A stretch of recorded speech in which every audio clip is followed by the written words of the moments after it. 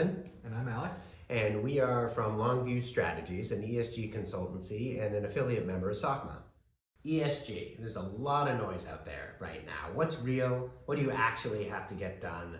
There are customer demands, investor expectations, this constantly evolving regulatory environment.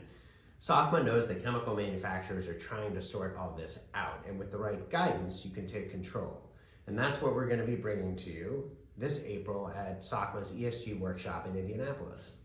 Exactly. It's specifically designed for specialty chemical manufacturers. It's going to be an interactive day where you will walk away with a better understanding of the key ESG compliance and regulatory frameworks, how to improve your EcoVadis score, the beginnings of how to effectively account for GHG and disclose appropriately, effective strategies for sustainability reporting, and how to nail down your ESG and sustainability message. Yeah, it's a great opportunity to gain some traction on your ESG program and start to future-proof your organization.